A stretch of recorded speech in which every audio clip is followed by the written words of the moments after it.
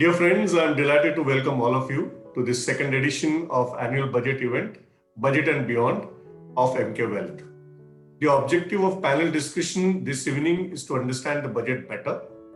So on behalf of Emkay Wealth, I extend to you all a warm welcome to evening's program. Let me now introduce to you the esteemed panelists of today. Sir, it is great honor to have Mr. Shailesh Haribhakti on the panel. A brief introduction. Mr. Haribhakti is a chartered and cost accountant, an internal auditor and a certified financial planner and fraud examiner. He is a board chairman, audit committee chair, and independent director at some of the country's most preeminent organizations. Chairman of boards for Blue Star, Future Lifestyle Fashions, L&T Finance Holding, and L&T Mutual Fund Trustees Limited. He is also independent board director at ACC, Ambuja Cements, Bajaj Electricals, Bennett Coleman and Company, Mahindra Lifespace Developers, and Torrent Pharmaceuticals. He is a well-known thought leader on the Indian economy and public policy. Sir, on behalf of Emkay Wealth, we extend you a warm welcome. Thank you. We have with us Mr. Madan Sabnavis, who's Chief Economist at Care Ratings Limited since 2010. At Care, he heads economic and industry research and oversees sub-sovereign ratings. Madan started his career with Economics Department of ICICI Limited and was Vice President and Economist with ICICI Bank from 1999 till 2002. He was Treasury Economist and was also part of team which led ICICI Bank's first ADR issue. From 2003 to 2010, he was Chief Economist and Head of Knowledge Management at NCTEX. Mr. Madan, welcome you on behalf of Emkay Wealth. Let me welcome Shridatta Bhandwaldar, Head of Equity, Robeco Mutual Fund. Shridatta is Head of Equity at Robeco Mutual Fund. Prior to this, he was Fund Manager with SBI Pension Fund and also had a long stint as an equity research analyst with Heritage Capital, Motilal Oswal, and MF Global Securities. I welcome Shridatta on behalf of Emkay Wealth. Let us also extend a warm welcome to Rahul Pal, Head of Fixed Income, Mahindra Mutual Fund. Rahul is Head Fixed Income at Mahindra AMC since 2015. And prior to this assignment, he was Head of Fixed Income at Taurus Mutual Fund from 2010 to 2015. He had also worked for IDBI Bank and Sundaram BNP Paribas as Vice President and Fund Manager. Welcome to you, Rahul, on behalf of Emkay Wealth. The panel discussion is being moderated by Bhavesh Sanghvi, CEO of Emkay Wealth. A warm welcome to Bhavesh too. Now may I request Bhavesh to initiate the discussion. Ladies and gentlemen, we may have close to an hour for discussion followed by about 10 to 15 minutes for Q&A. Over to you. Thank you so much. Over to you, Bhavesh. Thanks, Parag. So good evening and a warm welcome to Shailesh Bhai, Madan, Shridatta, and Rahul. It's always a pleasure having you all on board. Obviously, pretty unprecedented times. The last year we did it at St. Regis, and this year we are all online. But that's the new world order, I guess. And till such time we face these unprecedented challenges around COVID, I guess we will have to kind of accustom to this particular change. But I think it's been pretty exciting and a new way to actually do business.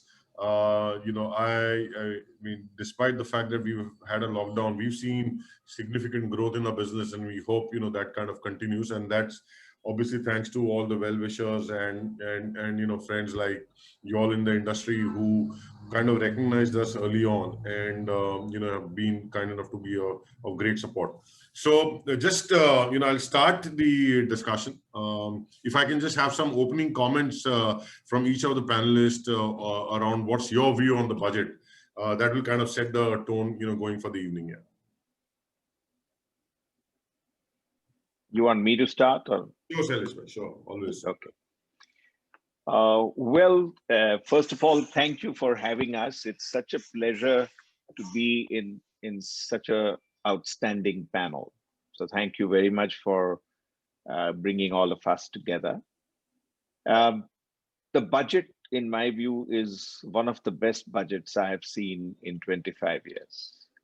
It just takes us in a completely new orbit. India has the chance, real chance, as a result of this budget, to become the global capital for FDI, the global capital for being the most outstanding disinvestor. I don't think anybody else has that stock of disinvestment which they want to let go into the markets. The global leader in ESG. That is, to my mind, an amazing aspect of this budget. She chose these 6 pillars, which kind of reference back to the 6 capitals of integrated reporting. And there is such a fantastic ESG flavor. She's talked about clean air, clean water, social responsibility, making sure that the health of Indians is good, every Indian is in a school. I think it is amazing how much of ESG has been captured in this budget. It shows a confident India. It shows an India which believes that it can manage 9.5% fiscal deficit, bring it down to 6.8, and then aim to get back to 4.5 and then to the road to 3%, which was the original target. It is also a budget which has, for the first time, given us a virtuous cycle whereby asset monetization and then completed projects being put into InvITs and REITs will create a continuous stock of investable surpluses for our retail investors and institutional investors from all over the world to actually come in and make investments in India. It's amazing that this 1,75,000 crore target of disinvestment, which seems such a big jump over the 32,000 crores which happened this year, is actually an underestimate, because 7 PSUs are already lined up for disinvestment, and that can happen rather rapidly. The IPO of LIC, the state governments being asked to disinvest their PSUs, all of that will simply make all of these things look large, but they will be achieved. At 11% tax to GDP ratio, the tax effort seems to be reasonable. We were all very happy that no new taxes were levied. There have been a little bit of fine tuning, but even after reading the fine print, there are no major surprises or major situations that we need to get worried about. And the indirect tax framework is getting cleaned up like never before. No inversion. The excessive and unnecessary exemptions will be off the table. Faceless interactions will be even more pronounced. The tax information network has started kicking in a way that it has become impossible for anybody to get away for long with fuzzy invoices and with taking wrong ITC credits and all of that. That's all a thing of the past. People who tried it have been instantaneously discovered and put behind bars. And this time the action has been swift and people have actually paid up. And that is the reason why we have this current buoyancy in the GST.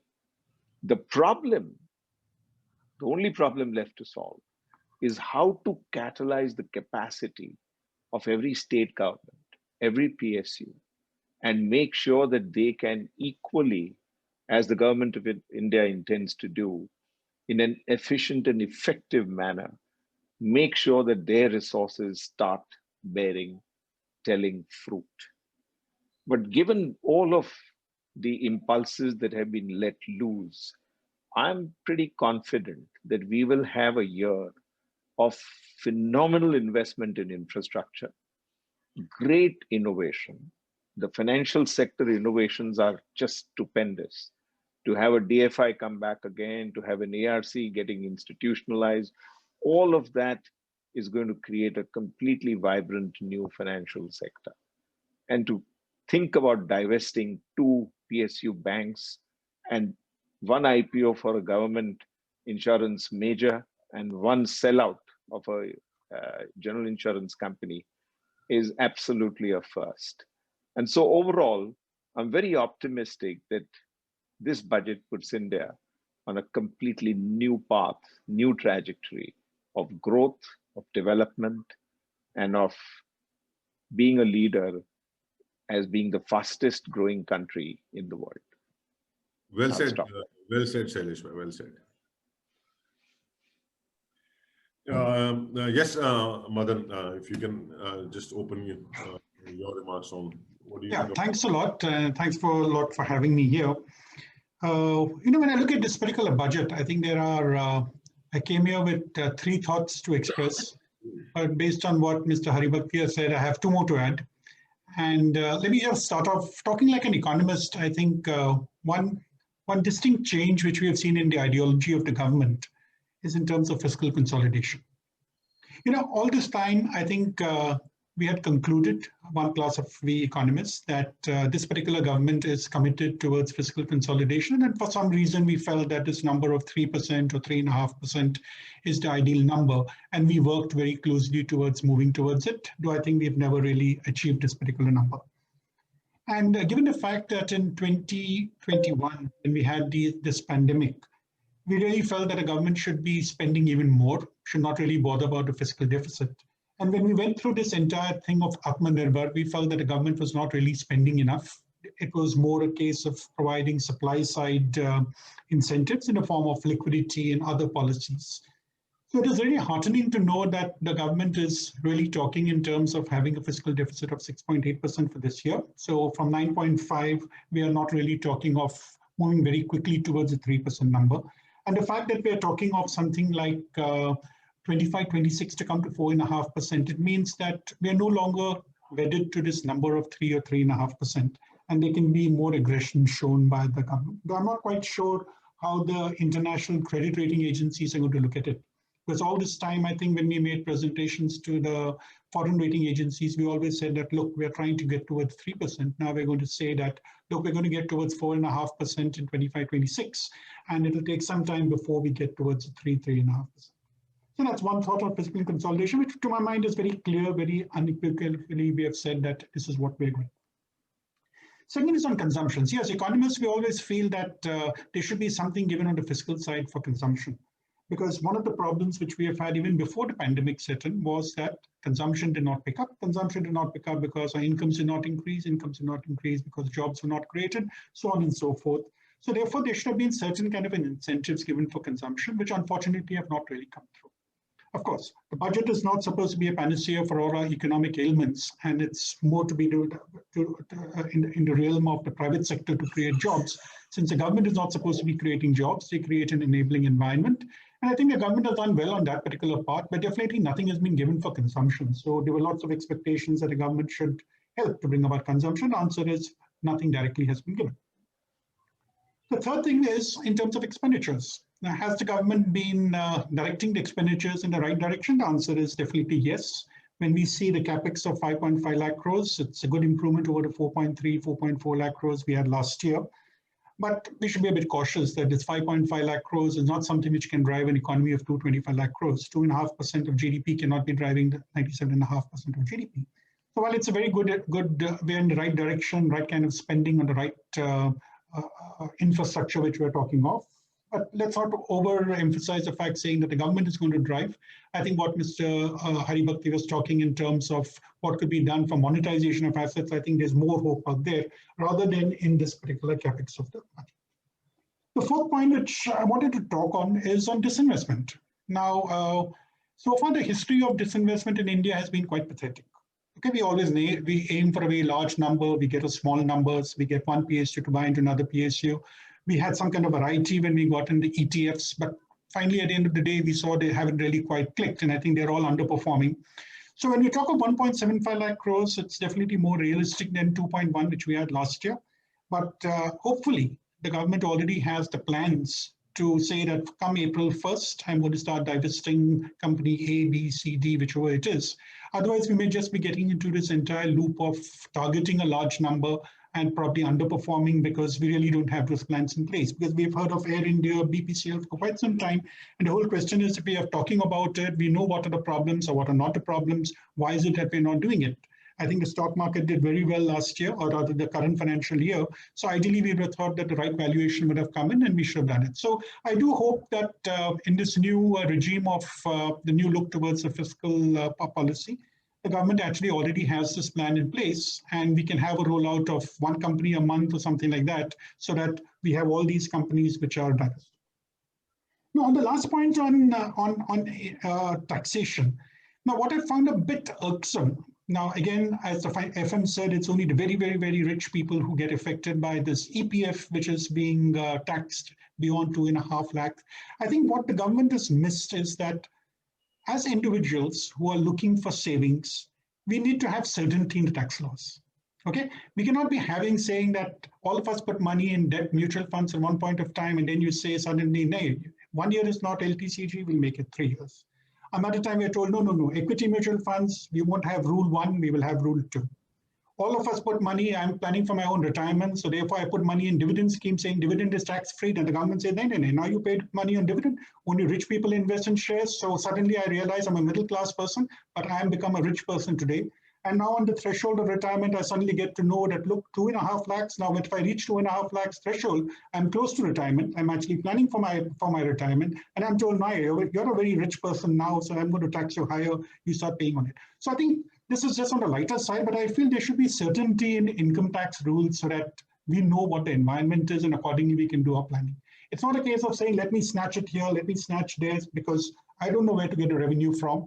I have a certain deficit number, I have a certain expenditure. Now let me see who can pay. I can't tax the poor people. Let me catch hold of the salaried man and let me do it. So I would have felt that if you're really serious to say that, look, this EPF business is something which the government has found people are misusing, you just say that you can't put any money in VPF, okay? You don't say anything extra to that. You just say that you stick to your EPF, and even EPF, I'm forced to do it because the government says 12% has to be put. It's not my volition that you're saying that it's a rule. I put a rule and then say you're crossing a certain threshold. But the important thing is that I think if we have certainty in tax rules, I think this also holds for corporates, which fortunately I've been spared this time. I think so, because I haven't read the fine print. I think certainty in tax regime is something which one would appreciate, and having this constant changing does create a bit of disruption. Okay, thank you. Thanks. Shridatta, your thoughts, please. Yeah. First of all, thanks for the opportunity and to be part of eminent panel, including Mr. Haribhakti. So let me, I think a lot of ground has been covered by the two previous speakers. Let me actually concentrate on 3 or 4 aspects, which I think are more qualitative and directional, given the size of the country and complexity of the things in this country. Nothing get kind of executed in a very short span of time. So if you actually step back and see what has happened over the last 5-6 years since this government has come in, if for such a complex system, you want to drive growth or improve the quality of growth, you have to first put in place the systems and processes. That's exactly what this government has been doing for the last 6 years. So be it demonetization, be it GST, be it taxation, be it changes in labor laws, APMC and stuff like that. And there are PLI. There are a lot of reforms that have happened which are underappreciated in near term. But if you look at the budget this time around, is actually continuation of that. So you have put in, first of all, you put in place the systems and processes for last 5 years, 6 years. Now you are in a position to actually spend and improve the quality of spend. So those are the 2 aspects which are my second and third point, which is second is basically for the first time for 6 years, all the economists and the analysts and fund managers like us were asking why government is not spending. But we did not realize that the government doesn't actually have the machinery to execute that kind of execution. And that's why probably they were trying to put in place the systems and processes. But if you look at this time around, what they have done effectively is, for the first time, they have actually shaded that inhibition of fiscal deficit containment vis-a-vis growth. And they have given clear guidance in terms of how they intend to actually drive growth.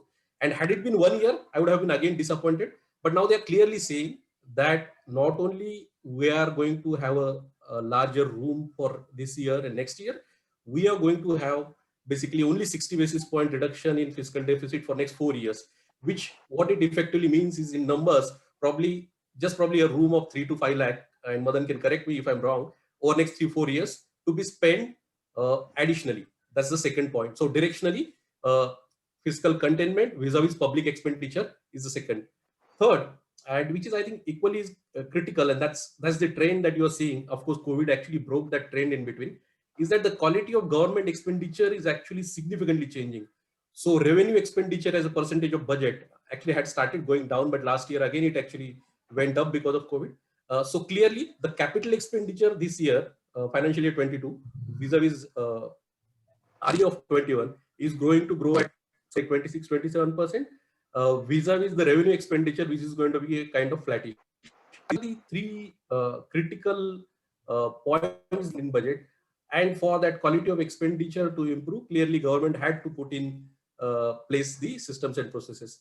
The three aspects that we thought are clearly directionally and structurally telling you that government had changed the stance from putting in place the systems and processes and stuff to growth, and to drive growth with quality.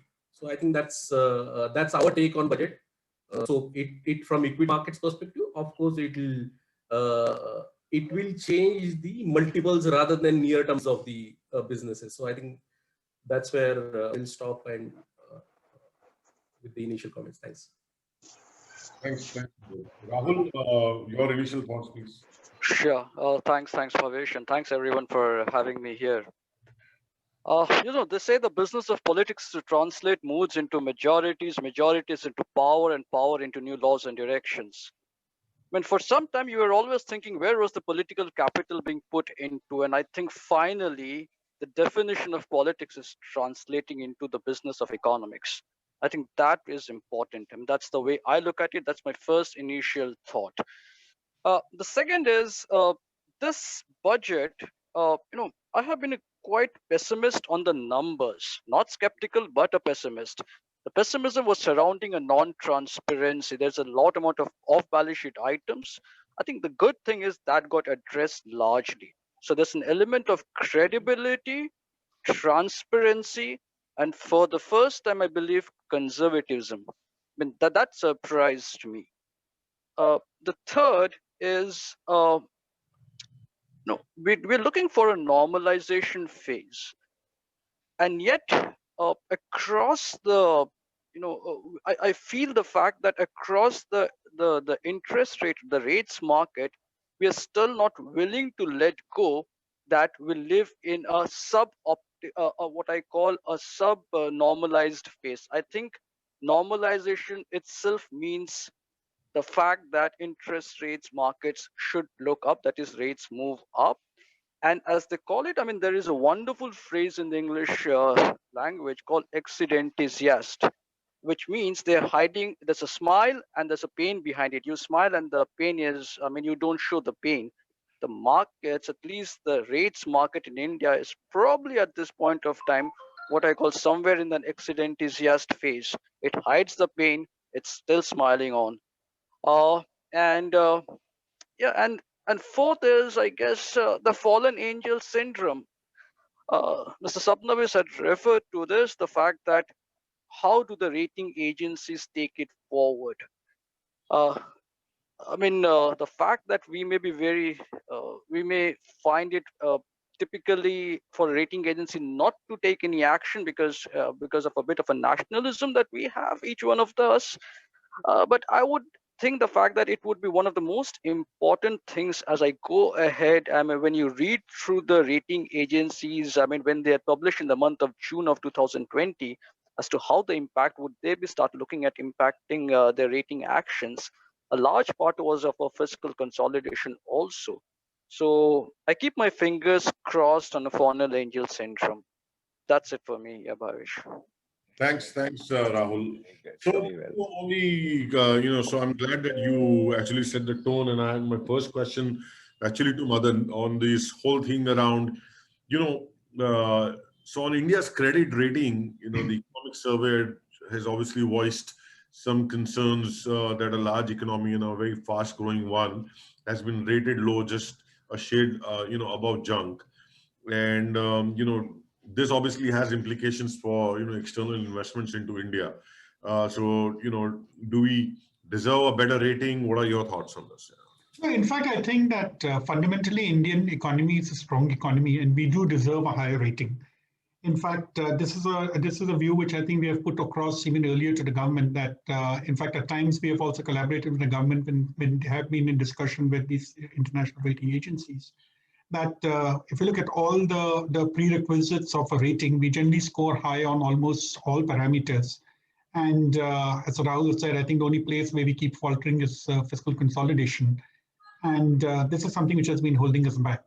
Now, typically, I think emerging markets like ours do require to have more affirmative action coming from governments, especially where the private sector is weak. And therefore, higher levels of spending, higher deficits are something which should ideally be tolerated. But unfortunately, that's not the way in which the international rating agencies look at India and the emerging markets. And what the economic survey quoted was very much right. Now, at one level, I could say that since the Indian government does not borrow from international markets, it really doesn't matter as to what these ratings are. But unfortunately, what happens is that when Indian companies are accessing the international markets, I think this becomes a kind of a barrier, saying that you cannot be more than 2 notches higher than the country rating. And invariably, Indian companies have to end up borrowing at a higher rate.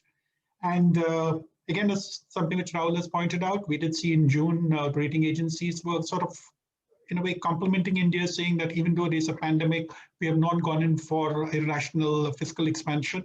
Unfortunately, by the end of the year, we have also run a deficit close to 10%. If you add the states, maybe we are closer towards 14%.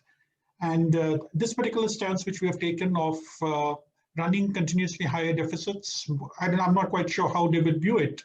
Because I always maintain that if you look at India as an investment destination, we have a lot of FPI that comes in. So people who are actually investing the money find India a very hot destination. But when it comes to maybe kind of global allocation of resources, the rating does come down. And we could always say that even if I'm getting $60, $70 billion of FPI, would it have been higher in case I had a higher rating? The answer is probably yes. Would there be more foreign portfolio investment coming in? The answer is probably yes.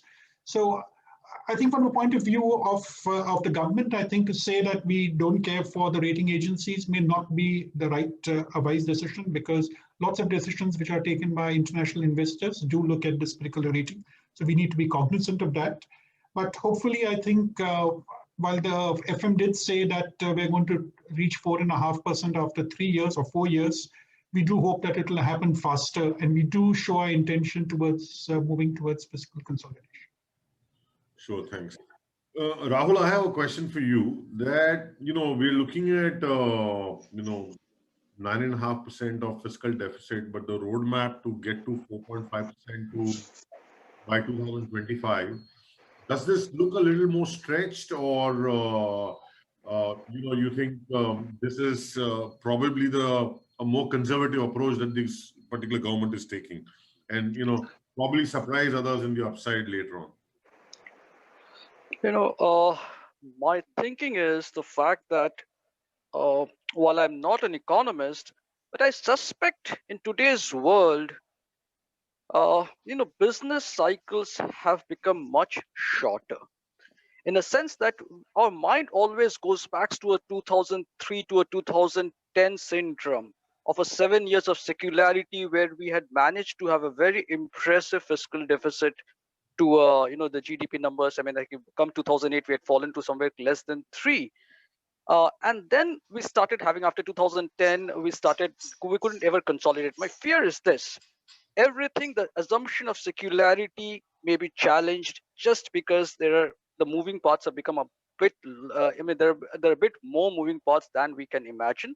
So while per se it looks credible enough, it's just that there's a world bearing and our integration to, we are much more integrated than ever before. That's what I believe. And in context of everyone else.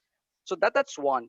B is people tend to look at, the rates bearing to the fiscal deficit. And in India, a lower fiscal deficit can prompt lower interest rates. turns out in 2003 to 2008, when we had the best fiscal deficits, we had higher bound rates because the investment to GDP ratio shot up. So there, the interest rates, for a fiscal deficit, that's one of the factors, not the only factors. So of course, to answer your question, I just hope the economic cycle of the secularity of the economic cycle is longer. We follow the 2003 to 2008 syndrome, then you are home, definitely. Shailesh bhai, I have a question. The FM in her speech very clearly said that these are very four strategic areas where we would like the government to play an active role, and the rest all will be, kind of privatized. Now, that's a big statement. So, and there's been, this whole debate between recapitalization versus privatization. So, the recapitalization was actually given a go in the last budget, but it's coming in again. But there is a feeling that there will be more privatization if things go well. What do you think is more advantageous from an economic perspective in the long run? And do we really believe that the government, will be in a situation to let go of most of these other companies that don't necessarily fall into these four key strategic areas? I believe very strongly that this is a government which says what it means and does what it says. And they can do it because they have the power to do that, the majority to do that. And I believe very strongly that our country needs a large dose of privatization. And, I was discussing this maybe 6 years ago. And we were thinking that there will be a year in which the centerpiece of the budget will be privatization. And I'm very happy that in this budget, the centerpiece is privatization. Although 1.75 lakh crores is in the context of the overall resource raising through taxes and through other means, direct and indirect taxes, is not very large. I think this whole idea of creating the stock of assets, fully completed assets, particularly the infra assets, which can then be put into InvITs and REITs, will totally transform the economics of infrastructure, will totally transform governance mechanisms, because when you privatize, the governance mechanisms are likely to go soaring higher. I believe that the flood of money that the world has created will continue to allow us to borrow at reasonable costs. The Indian government has the highest foreign exchange reserves that I have ever seen, $586 billion, 18 months of imports. And so there's virtually a natural hedge that we have to borrow globally. And that was a very important statement that our FM made, that where the opportunities arise, we are going to look for that kind of borrowing. And 12 lakh crores of borrowing program in an economy like ours doesn't seem to be something with a 60% of GDP as the accumulated debt. Doesn't seem like a completely irrational way to manage deficits. So I'm very hopeful that privatization will be a continuous activity over the next 3-4 years. I'm very convinced that it will be successful, and the good situation in the markets that we've seen over the last 2 days, to my mind, is a very good symbol of keeping the possibilities alive, the faith alive, and actually executing to what homework has already been done. So I'm a great votary of privatization. No, I think, it's pretty interesting, right? At one end, you take all the money from the taxpayers, and then at some point in time, you create these, assets and give them an opportunity to participate in the yield. So, that's a pretty good, interesting, combination to have. Shridatta, do you think that 1.75 lakh crore is a very conservative number? I mean, if they will, let's say, divest LIC, I don't know. I mean, what will LIC be valued at? Obviously, one of the largest market cap companies in India. But is this a very conservative number, according to you, Shridatta? So to us, it looks like a very conservative numbers because you have to actually combine the efforts of what they have been trying to do last year and this year, be it BPCL, be it LIC, and the two public sector banks that they are already speaking about. Whatever our understanding is, lot of groundwork has been covered. BPCL, of course, everybody knows that it's almost at the final stages. But even as far as the LIC, I think GIC insurance company, Concor, as well as the two public sector banks, most amount of work has already been done. So if a lot of efforts are already going in this before putting in number. So I would be really surprised if they don't achieve this. Most likely, if LIC goes through it, and as far as my understanding goes, it will go through this year, then you are going to have a higher number than 1.75. Much higher. Yeah, much higher than that. No, I agree. So, exactly. That's what I. And plus, given the fact that you are already saying that apart from these four areas, we don't want to be in. We don't want to be in any other businesses, right? So then you're talking about, companies like Steel Authority of India, maybe Bharat Electronics, maybe Bharat Earth Movers. I mean, that's defense, but still, I mean, we're talking about a huge lot of possibilities, right? I think it's going to be while the intent is there, I think the execution, like you said, Shailesh bhai earlier, that's really going to remain the key here. Madan, one question to you is that do you think the MSMEs have got a good attention from the government in this budget? There was obviously a distinctive thrust on this sector in the mini budgets earlier and the quantitative easing that is taken this year. But is there something more that needs to be done for the MSMEs? No, I think not really through the budget route because I think during the Atmanirbhar announcements, especially the emergency credit line, I think there have been, and the definitions of MSMEs, I think there's been a lot which has already been done. And while every sector, I think, would always like to have certain additional benefits coming through, but I think that was not really a concern of mine when the budget was being announced, or not having so much for the MSMEs was not mine. I'd just like to pass one comment on this business of privatization. I think if I remember right, at some point of time, we had kept the disinvestment receipts out of the budget because it was felt that disinvestment in the past was being used to finance the budget, and that should ideally not be done. So I don't know how that particular idea, I think Mr. Haribhakti, I'd like to hear your view on this, because it was actually felt that why bring in disinvestment? We are selling assets, so use it separately for infrastructure funding. Why do you unnecessarily have to put it in the budget? Because it could also be going for paying Narigo or so. So just your views, sir, on this.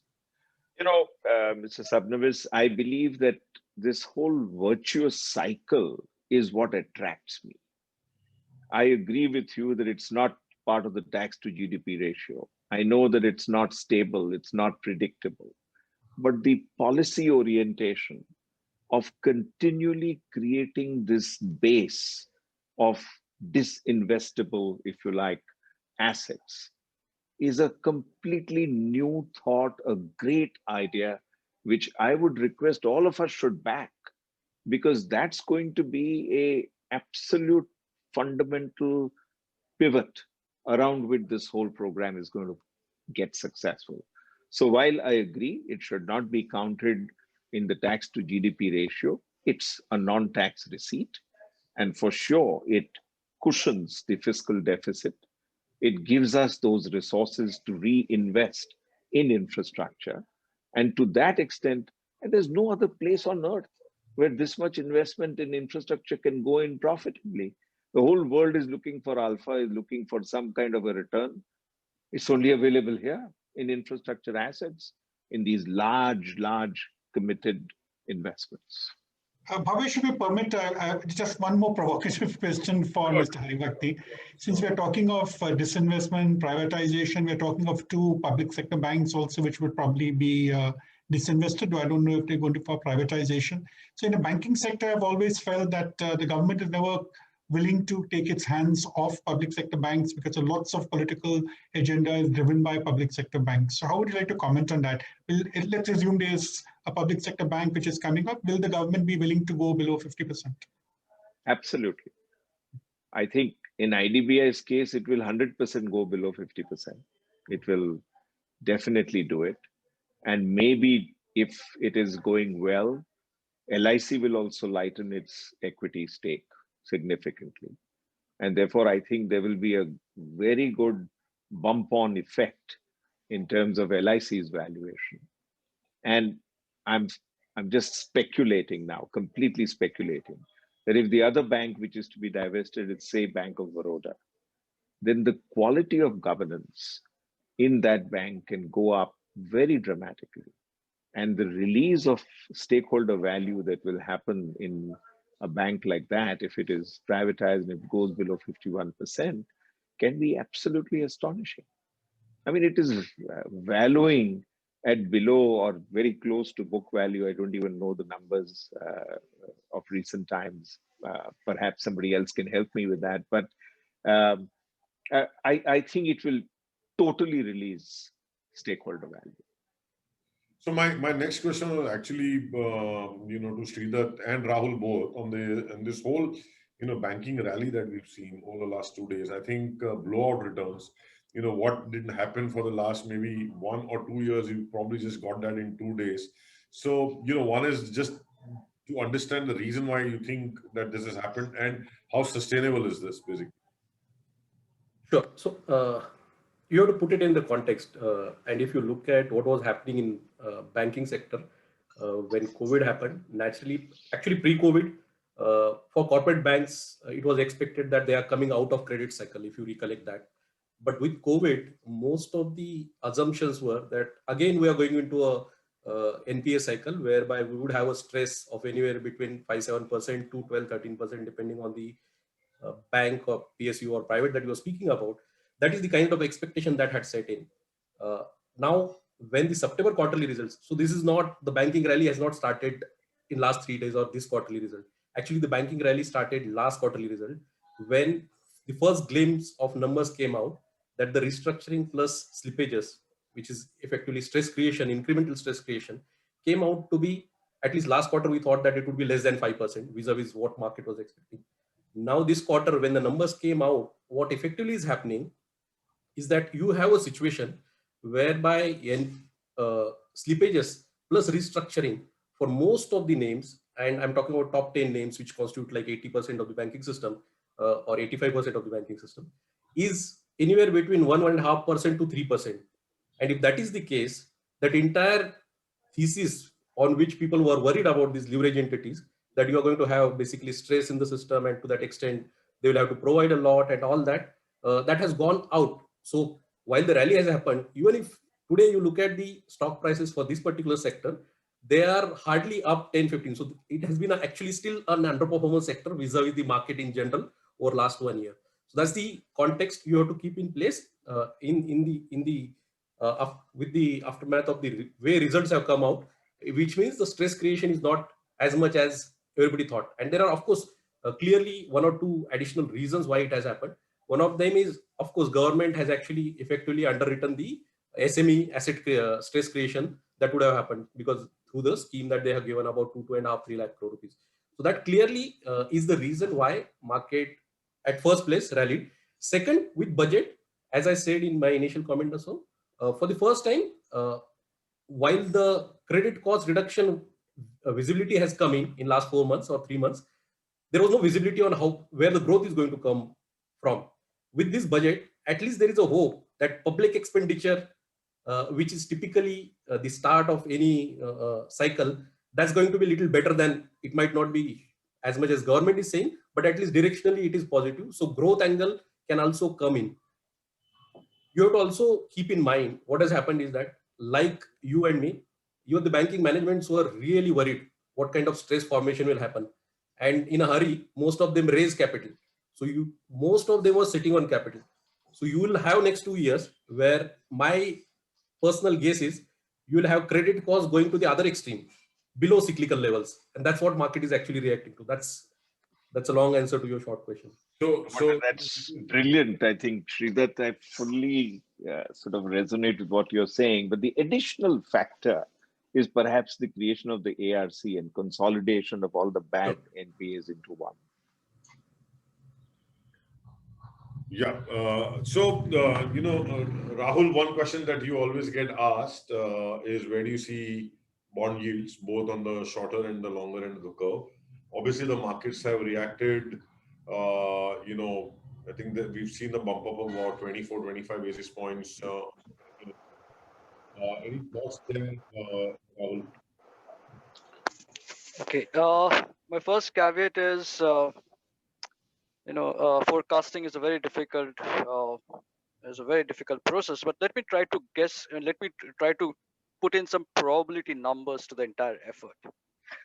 So, one is on the steepness of the yield curve. We are in a 2010 situation between the 1 and the 10-year. And that normally gets corrected very soon. The market is not prepared for it. So you look at the GSEC 1 year and the 10-year, which we are exactly at 2010, and track what happened after 2010. You get some uncomfortable answers, and that happened very quickly. So just look through 2010 calendar year. So that's one thing which I'm always looking over my shoulders. We're exactly there in terms of the steepness of the yield curve. That's one.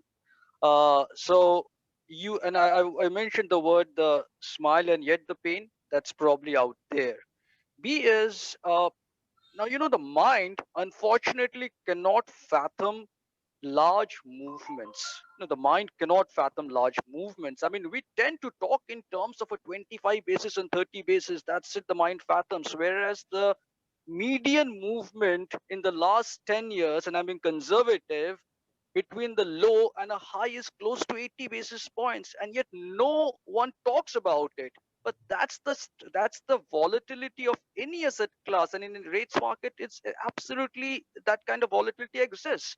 So do not be surprised that in a normalization phase, put across a credit growth, you have a normalization in the rates curve also. We shouldn't be surprised by it. And a 50 to 60 basis points movement upwards is not a bother for the government. It's just a bother for the markets. And I guess that's where the problem is. We are biased because we are market participants. But I don't think that biases exist for as a borrower. I mean, as an NBFC, it hurts, but as long as you're able to pass on the cost of credit, why not? So I think we are underestimating the extent of the possible rise because we can't fathom it. The human mind can't fathom it. So I remain very cautious. So, Madan, a question to you is: one is, when do you see private capex actually coming in a very large way? And the second is, do you think that RBI will be able to manage things as well as they did in the current year? It's been a foregone conclusion that the normalization of the liquidity conditions over a period of time is going to take place. However, it's going to affect short-term rates like what we've already seen. So, from an investor's perspective as well as a borrower's perspective, what would be your suggestion from an investment perspective? So actually, if you're looking at what the RBI, I think the RBI already started off the process of rolling back its quantitative easing. We had seen it in a very small measure. But I think they will probably have to be active in terms of provision of liquidity in the coming year, because I see there's going to be a large demand for funds coming from the government sector. We're talking of the central government talking of 12 lakh crores. States have been told that it can go up to 4% with some conditionality of 4.5%. So there'll be another huge amount of borrowing coming from the state governments. We are also talking in terms of the private sector credit picking up, which was actually dormant in 2021. So the overall demand for funds is definitely going to increase. And I don't know if the system will have enough funds on its own to match this particular demand. So I would tend to believe that there would be more aggressive operations of the RBI. And probably, I think when we were thinking that there could be a repo rate cut during the course of the year, I think we may have to just wait and see how conditions evolve. Not just on account of inflation, because inflation is going to keep being fairly volatile, given the base effects. It could go up certain times, come down certain times. But I think the RBI will be cognizant of the fact that one of the major challenges for it will be to balance liquidity. Now, of course, in terms of the overall investment, whether private sector investment is going to pick up this year, we do hope it will be better than what it was last year. But we should realize that there is surplus capacity in most industries. And normally we require a capacity utilization rate of around 78 to 80% before fresh investment comes in. And I think that's not going to happen in 21-22 in a very big way. Of course, there will be certain sectors which will be expanding, but in general, I think it's going to be fairly dominant on the manufacturing side. On infrastructure, normally when the government takes a lead, I think there is a good response which comes from the private sector. So there I see there is some kind of hope. Of course, for things like the new DFI coming up, I guess it will take some time before it really becomes operational and is in a position to lend in a big way. There are some reforms in the corporate bond market, which we are interpreting as saying there'll be some kind of a market maker coming who will make sure that the secondary market develops a certain amount of depth. But I think this will all be work in progress. So for the coming year, I think liquidity is something which we will have to watch out for. There will be periods of stress, and I think the RBI will have to be active to ensure that there are no major disruptions in the market. Do you think this whole agri-infra tax, while there's not a number which has been put on, what is the estimate in the budget, but will that end up pushing inflation and then hence, your interest rates? I mean, Rahul obviously seems to be, quite pessimistic around, the way he believes the rates will actually move up. So you're indicating something like a 50 to 80 basis points kind of a movement.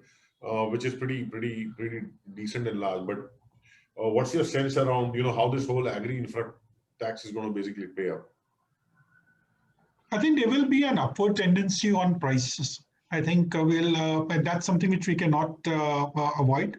Now, how significant it will be, because we need to know which are the commodities which will be facing this tax and how exactly it would pay in terms of the balancing your demand supply side factors along with this tax. So I think it's not very clear, but yes, the tendency will be to move upwards.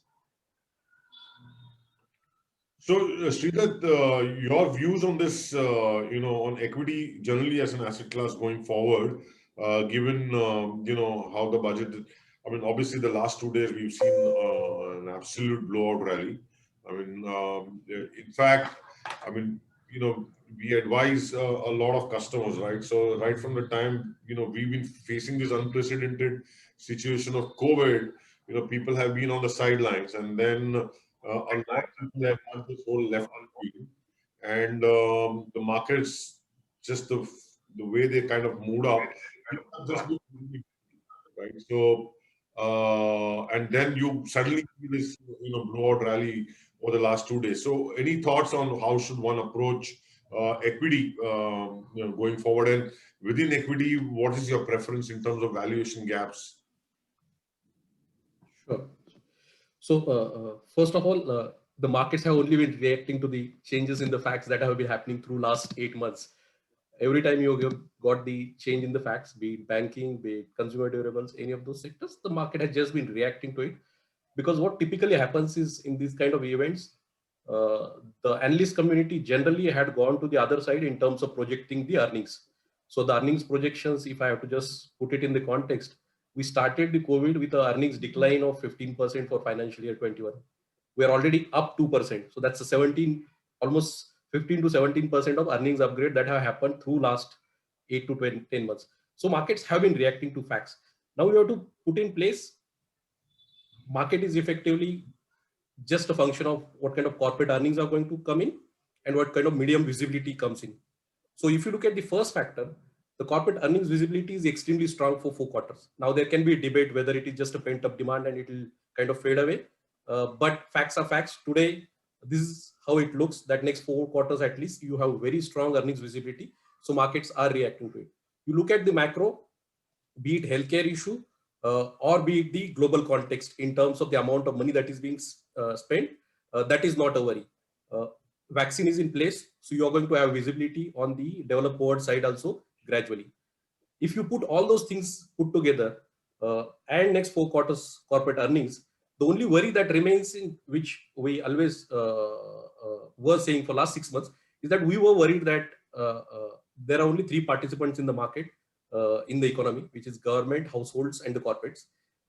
Typically, the earnings cycle or the growth cycle never starts with private capex or households. It typically starts with the government capex, and that's where budget has added that fuel to this fire, that we are more pro growth, or at least that's the indication that they have given. How much they achieve, how do they do, that will be facts, and that will be seen in that context as it comes out.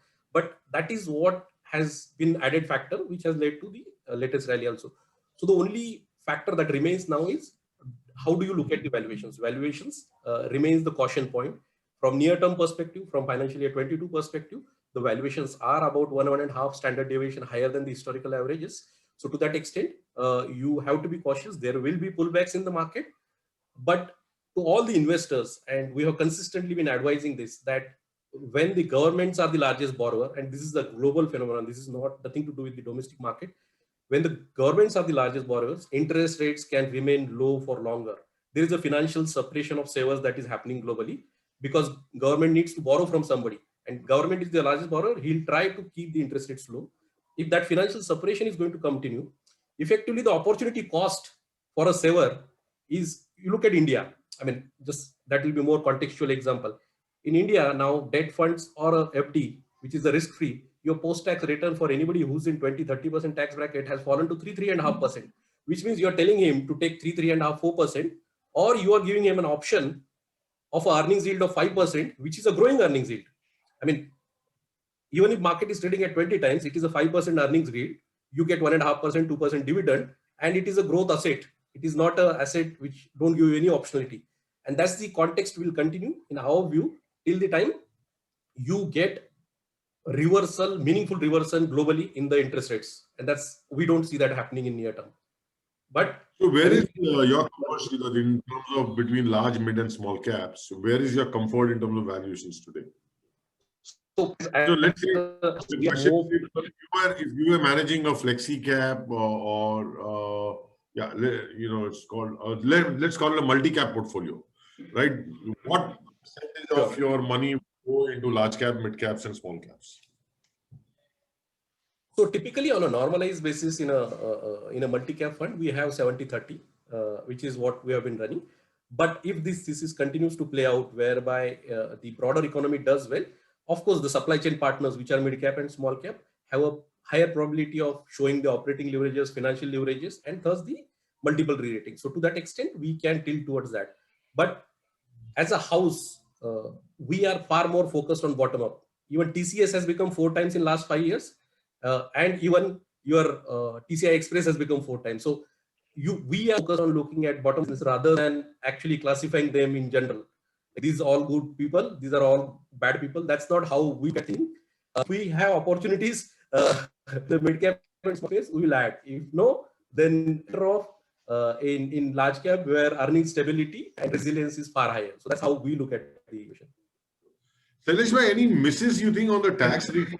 They could have done something more on the taxes, on the taxation. If she had announced, as Mr. Sabnavis was saying in his initial remarks, a freezing of all tax laws and rules for 5 years, that would have created a phenomenal highway for people to plan. But I think she's now signaling that we are moving towards tax determination as opposed to tax filing and assessment, which I think is directionally a fantastic thing. She's also signaling that we are going to completely depend on buoyancy based on GDP increases and based on compliance, which also I think is phenomenal. Best way to deal with taxpayers. So if the taxpayer treatment keeps improving, as I expect it will, and as they have promised it will, then I think the only thing we now need is stability. We don't want any changes. We don't want volatility. That's one variable that we can fix and let it flex based on compliance and buoyancy, natural buoyancy. So I fully endorse what Mr. Sabnavis said initially. Sure. So, this is, my last question. I think we're doing pretty well as far as our timing is concerned. And then we will open it up. We'll just kind of have some closing comments from each of you on the discussion that we've had, and then open it up for Q&A. So Rahul, this question is to you. There were quite a few announcements pertaining to capital markets, such as creation of a consolidated securities market code, institutional kind of an institutional framework for the corporate bond market, and creation of an investment charter. So for the benefit and better understanding of the investors, can you elaborate on the contours and key benefits for them as investors and for the overall market? Okay. Unfortunately, I'm not a subject matter expert there, but I guess one of the interesting things would still remain that when you're trying to integrate all the markets, we all still have a confusion in the regulatory aspect. No, I think that's more important in terms of who regulates. I mean, unfortunately, we have SEBI regulating some part of it. We have RBI regulating some part of it. I do not know what the global practices are. And are we actually now talking of a single regulator for the securities market? That's one piece of. I think that's an overarching thought that would still be with me. B is because I still believe we need one overarching regulator for both the segments of the market. The second thing, in terms of the corporate bond liquidity, uh, and creating what I call a market for it, uh, I guess there's an assumption of a flow volatility in the markets, in the domestic markets. No, the the challenge is in India still there's a lot amount of patience capital out there. For a fixed income instrument, it's a 3 year. You have a patience capital, and of course an insurance and a private and a bank also have a large amount of patience capital. So we need a flow volatility. The first thing is to create the need for liquidity. The need for liquidity actually came in extremely trying circumstances. I mean, when we what happened to the typical in the month of April. uh, but it's a step in the right direction. But I would remain very cautious. I mean, we have seen of this. I've seen enough of this entire thing. I mean, I've been there for the last 20 years, and to say the fact that liquidity in corporate bonds is, everybody knows it's a motherhood statement, and we need that. But nothing seems to be coming. I mean, think about it. I mean, we have a GSEC which is supposed to be robust enough liquid.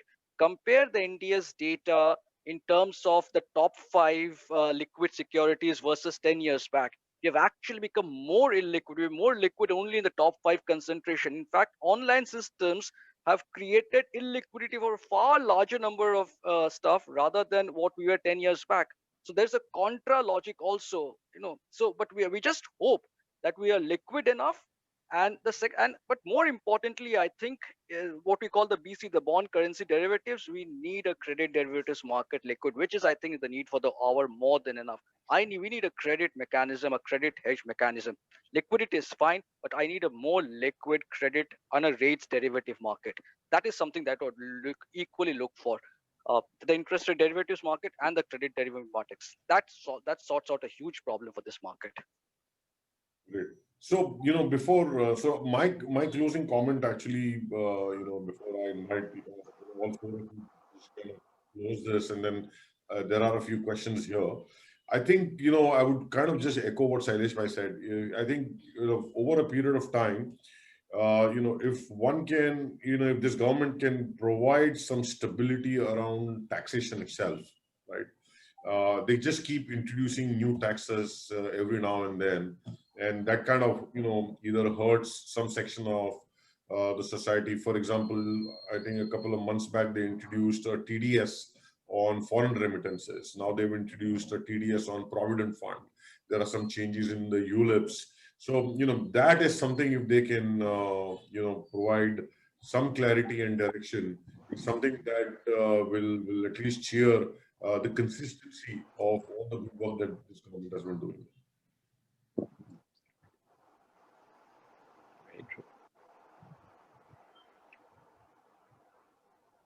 Great. So I have a few questions here.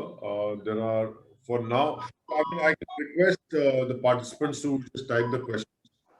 So this question, maybe Shridatta, you can answer. Which are the sectors which are looking good to invest through a sectoral mutual fund? So that's always a tricky question because fundamentally all sectors go through cycles. So I would rather recommend anybody who wants to take sectoral bet, if at all, to either take it through consumption sector, where the only sector which is not there in those funds is IT, probably, and oil and gas, or the banking sector, which is more broad-based. So effectively what I'm telling them to invest in sectoral funds also, which are more broad-based than actually very narrow. Right. Shailesh Bhai, perhaps you can take this question. How much water does the political criticism hold Some have called that the finance minister has cheated. Can we say that many are commenting without understanding the budget from an economic point of view and giving shallow comments? Absolutely shallow comments. Anybody who talks about politics, suppose they have declared that there will be 5 highways constructed in the 5 states which are going for elections. Ultimately, they're going to be connecting other states as well. I mean, it's ridiculous to think that this colors the entire intent of the budget. The intent of the budget is to enhance capital expenditure, enhance investment in infrastructure. As all of us have said, it has to start with the government, and they have started. And let's just wish that our country, for the first time, comes together and all of us support this intention of pouring huge investments into infrastructure, not only at the center, at the state, through the invitization, through the retization. And if we are able to do all of this, we can see, I can see 15% growth this year. 15%, I think, is very achievable. Thank you, Shailesh. So, this is a question from Mr. Sabnavis from Sanghvi. I'll just read all the questions as they come. So not sure if this is the right question for this forum. All the same, I would still ask. Mr. Sabnavis said, enough has been done for MSMEs. I'm an entrepreneur having a small manufacturing setup. Although government announced a 20 crore package for MSMEs, I'm not sure they announced a 20 crore package for MSMEs. I think it was more, maybe Shailesh bhai, you can also, add to this. I think it was more to do with increasing the turnover and the compliances requirement towards, this 20 tax crore audit exemption and for reopening assessments. Not benefited from it. We don't even know what it is. So maybe, Shailesh bhai, you can just answer this. In fact, those of us who don't have existing loans are being punished for good fiscal management.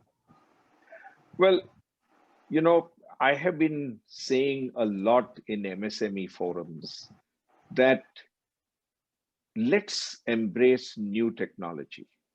Let's embrace the fact that we will become we are and will become an even more important part of the supply chain of the big boys. And that's the aspiration that the government wants the MSMEs to have. The forbearance that was shown through all the mini budgets and the 3 or 4 announcements that the finance minister made in the interim period went largely to the MSME sector.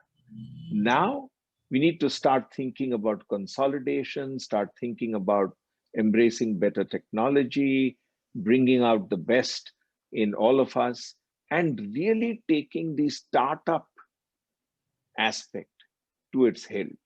This budget creates the environment in which startups can go out and do their innovation, even in a one-person company. And to my mind, these are the positives that MSMEs should pick up. Money will be available, no question. Every bank, every NBFC, everybody is determined to make sure that credit flow to the right MSME, particularly the ones that you have in mind, which are balanced and which have done well. I don't think we should have a fight about somebody got some forbearance and I didn't. We should have a fight about how well can I embrace technology and become an efficient part of somebody else's supply chain. Money is going to be available, both equity and debt, no dearth of money. Embrace the startup system, embrace fintech, edtech, HR tech, whatever tech that you can embrace, and that will be the path for the MSMEs to follow. I'm sure they'll do very well. There will be a huge turnaround over the next 2 to 3 years in all the MSMEs. So, Shailesh, there are quite a few other questions for you. I'll just bring them up quickly. One is this whole idea of pre-fill of capital gains in the ITR. Would that need a repository, or how are they going to? So, I think this is the first time that they're going to try and pick up the data maybe from the depositories directly through the PAN. But what if there are any anomalies, and how do you actually correct them? You know, to create trust in a tax information system has taken us 16 years. NSDL e-governance, of whose I happen to be the chairman today, established the tax information network. And what that did is consistently, the tax incremental resources were higher than the GDP growth. That is what the tax information system delivered. Now, you must notice that the FM mentioned ML, AI, and big data analytics at least 3 times in a speech. I've never heard any finance minister using these terms so often. So what they are trying to do is trying to follow the scent of your financial footprint to enable them to do data-led lending, data-led diligence, data-led recovery, and data-led regulation. Will be if they can do data-led financial footprint-driven tax determination as opposed to tax filing and tax assessment, which is the direction our government is taking. So there will be some anomalies. And I can't say that the system will turn out to be from day one. Chance of phenomenal value to our population and to our country is so huge. The opportunity is so huge that we simply can't ignore it. And we must embrace it, must be a little patient. It takes a while to get these anomalies corrected, but ultimately they do get corrected, let me assure you. So, but Shailesh, does that mean that I have to necessarily follow the input that, or rather the output that the tax system is throwing me? Because today, most brokers like us, or wealth outfits like us, or others, they provide the right capital gain statements, right? And all I've got to do is just pick up and download an Excel and put in my ITR. So do I need to, can I just follow that? I mean, do I necessarily have to follow what the ITR system is actually throwing up? The point is it should match, because it's picking up data from the same system. That you are using is the system that the government is using on the other side. If we had a blockchain single entry system through a data stream and pulling out data, who would not be bankers, everybody. Tomorrow's accountants will be bankers, because the data stream will pass through a digitized bank account. The bank account will become the center point of all data streams. And that is the future to which everybody is working. There are so many fintechs working on blockchain, and this is their holy grail. The account segregators are working on this. The guys who are doing data-led scoring are working on this. Everybody is working on this for the benefit of the financial system. I mean, it's the same system. I just hope that it works and it matches. It will. It should. There's no two other entries. Let's wait for next year and see what kind of challenges come up on that front. Rahul, here's a question for you from Harsh Dhanuka. On fixed income, does it make sense to build a portfolio into a longer duration with like 6 to 7 years or more duration, given the carry that is available in a steeper yield? So I'm not sure whether that exists, but anyway, I'll leave the thoughts to you. Avoidable. That's the first reaction. As simple as this. Do not go venture there. My take is move to the shorter end of the segment. The carry is not carry is a very in the bond mathematics, a very seductive principle, but doesn't work for many times. I mean, you need to really hold long enough to enjoy that carry. But at this moment, I would still suggest go on the shorter end of the curve, not the longer end. Thanks, Rahul. Yeah, thanks, Bhavesh. Madan, here's a question for you from Samir Maheshwari. What are your thoughts around the announcement of a bad bank in the budget? See, the idea of a bad bank is a good one. But we should remember that when I create a bad bank, I'm not getting rid of the NPAs. I'm actually kicking the can. If I'm a public sector bank, my NPAs are being passed over to the bad bank. But in the system, the NPA remains. Now, if you look at the recovery rate, if you look at it, what's the recovery rate for ARCs? It's been quite pathetic at around 20-25%. I think the IBC has a better strike rate of around 43-45%. Now, the issue of a bad bank, okay, you want to say that I'm a public sector bank, I'm making losses, so I get rid of my NPAs, I make fewer provisions, my capital is restored, I also have some capitalization coming in, I'm also one of those two banks which you're talking of for disinvestment. It makes a perfect candidate to go into the market. So therefore, from the point of view of the bank, from the point of view of the government, it's a very good idea. Now, even if we go ahead with this, we should keep in mind that it should be a one-time affair. It should not be that the bad bank continues buying NPAs from banks. Otherwise, the banks will have a tendency, this perverse incentive will come to be more lax when it comes to giving credit, knowing very well that when NPAs are created, I'll pass it on to the bad bank. So this idea was used well during the Asian crisis, and I think it did work. But we have to be a bit careful about it. And finally, we have to remember that it's an NPA resides in the system. It's still there. Yeah? It's not in my name. It's in your name. That's all. Right. Shailesh, here's a question for you from Saket. There was an announcement on depreciation benefits that have been withdrawn, and I think it was on goodwill, if I'm not mistaken. So, am I right in that? Absolutely. I think they just withdrawn it on the goodwill bit, right? Basically. Yeah. So what used to happen is that an intangible asset was created at the time when there was a corporate action, and that goodwill was written off over a 10-year kind of period. That was the way that everybody was looking at it. Now, with this withdrawal of the goodwill debit, the whole idea will be to see how close you can be to the actual value exchange, and you're not creating this goodwill, because impairment of the goodwill is actually already used by people like Shridatta when they are evaluating any company. If there's a large piece of goodwill that has come purely from thin air as they merged or demerged or did something, they're already doing it. Now that will become explicit.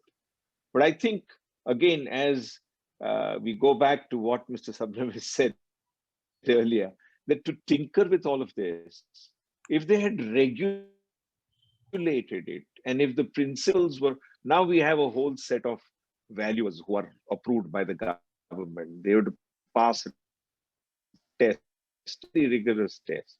We have a good regulation of investment bankers, merchant bankers, all that in place. So we could have made sure that the goodwill computed is not crazy and is not sort of out of line.